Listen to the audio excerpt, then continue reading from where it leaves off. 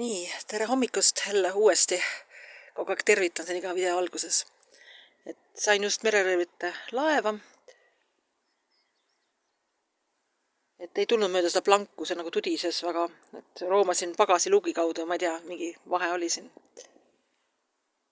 Aga see on päris tore, ma olen kapteni sillal, kaptenit ei ole, mis tähendab, et ma olen laeva edukalt kaaperdanud. Olemine on siin väga tore idülliline. Keegi jalutab koeraga mööda, inimesi muidu siin ei ole. Eesti keelest tuli meelde, et inimesed räägivad pidevalt randuvatest laevadest. Nojah, laev võib randuda, see laev siin on randunud. Ja kui seda nüüd mere, et keegi sooviks viia, siis ta peaks kõigepealt välja kaevama.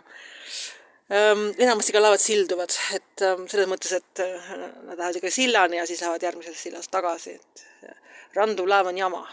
Randuv kalapaat, jah, nad randuvad, seda saab välja lükata, aga see randuv laev oleks väga kallis lõbu.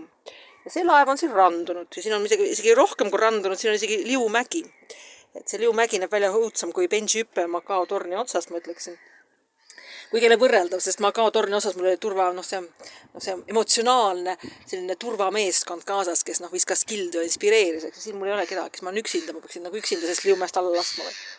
Ei, see ei tule kõne allagi, mul on meeskonda vaja, kes ütleb, et lähme, kõik on väga tore. Vaat nii. Aga jah, ma ei tea, kui ma võiksin seda rooli siin nüüd keerata, ma ei tea, kas see rooli saab keerata. Saab tegelikult, jah, seda rooli on võimalik keerata.